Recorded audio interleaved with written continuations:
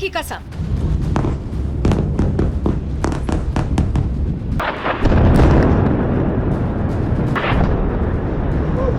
Attack से middle east में भारी टेंशन।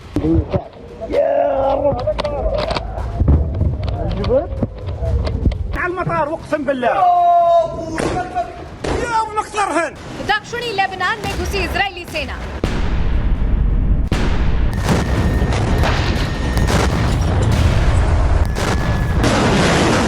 ईरान पर हमले की सबसे बड़ी योजना। इजराइल चुन चुन कर एक एक कर ईरान के प्रॉक्सी के खात्मे में जुटा है। यही वजह है कि पहले इजराइल ने हमास पर ताबड़तोड़ वार किया, हिजबुल्लाह के चीफ हसन नसरल्लाह को ढेर कर दिया, हूती पर एयर स्ट्राइक की और अब उत्तरी लेबनान को खाली करने की बात कहकर धीरे धीरे लेबनान में भी अंदर घुस रहा है। मतलब साफ है कि पहले ट्रिपल एच की कमर तोड़ने के बाद अब लेबनान इजराइल के निशाने पर है। दरअसल नसरल्लाह की मौत के बाद इजराइल और लेबनान के बीच तनाव बढ़ गया है। इजराइल की तरफ से बॉर्डर पर सेना का जमावड़ा लगना शुरू हो गया है। लगातार हमले के लिए टैंक्स पहुंचाए जा रहे हैं। इसी वजह से हमास और हिजबुल्लाह की चिंता छोड़ इजराइल ने सीधे लेबनान की जनता से बात कर तबाही की अलग कहानी लिखना शुरू कर दी है। हालांकि हालातों को देखते हुए हजारों लोग लेबनान से सुरक्षित जगह शिफ्ट हो गए हैं। हमास के खिलाफ शुरू हुई लड़ाई अब अंतहीन होती जा रही है। इजराइल के सैनिक लगातार दक्षिणी लेबनान में जमीनी अभियान पर आगे बढ़ रहे हैं, तो हिजबुल्लाह लगातार इजराइल पर रॉकेट्स दाग रहा है। इजराइल के राजदूत ने यूएन में भी साफ कह दिया है कि ईरान अपनी करतूतों का अंजाम जल्द ही भुगतेगा। इसी के साथ आईडीएफ ने हिजबुल्लाह पर लेबनान और सीरिया के बीच सीमा क्रॉसिंग का इस्तेमाल, हथियारों की तस्करी करने का आरोप लगाया है। साथ ही लेबनान को धमकी दे दी है कि वो आतंकवादी समूह को नए हथियार मुहैया कराने से रोकने के लिए एक्शन लेगा।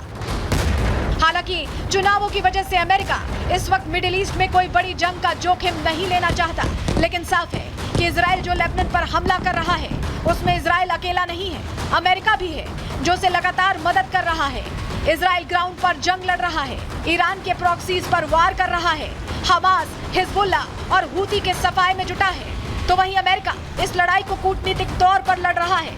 हालात ये हैं कि इजरायली सेना पूरे दक्षिणी लेबनान में फैल चुकी है और इजराइल की नेशनल सिक्योरिटी कैबिनेट इसे हिजबुल्लाह के खिलाफ अगले चरण की लड़ाई बता रही है। करीब 50 साल में चौथी बार इजरायली सेना लेबनान की जमीन पर पहुंची है।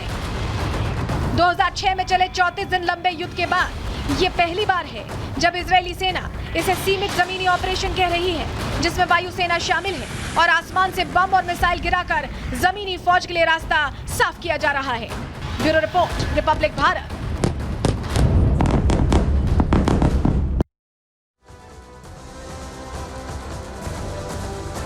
और इस बीच बड़ी खबर आ रही है, उसका रुख कर लेते हैं। आपको बताएं कि लेबनान में आईडीएफ का लड़ाई का दावा लगातार जारी है। दक्षिणी इलाके में कल 100 हिजबुल्लाह आतंकी ढेर किए गए हैं। हवाई हमलों और ग्राउंड ऑपरेशंस में 100 आतंकी ढेर करने की जानकारी मिल रही है। ग्राउंड ऑपरेशन से अब तक 9 इजरायली सैनिकों की मौत हुई है और 100 हिजबुल्लाह के आतंकियों को ढेर किया गया है।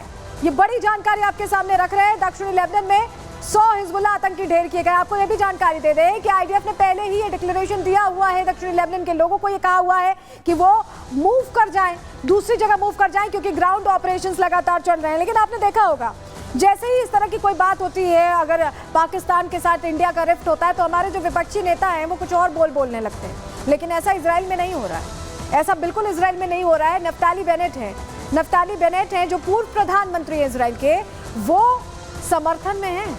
ऐसा नहीं है कि उल्टा बोल रहे हैं। उन्होंने कहा है कि पिछले 50 सालों में अब तक इजराइल के पास मौका है मिडिल ईस्ट का चेहरा बदलने का। बड़ी बात कह दी है नफ्ताली बेनेट ने भी। ईरान का नेतृत्व जो शतरंज में माहिर हुआ करता था, उसने एक भयानक गलती कर दी। हमारे पास वैधता है, हमारे पास साधन है, और अब जबकि हिजबुल्लाह और हमास को लकवा मार गया है और ईरान बेनकाब हो गया है, हमें इस मौके को गंवाना नहीं चाहिए। ये पूर्व प्रधानमंत्री कह रहे हैं, नफ्ताली बेनेट, उनकी तरफ से ये कहा गया है।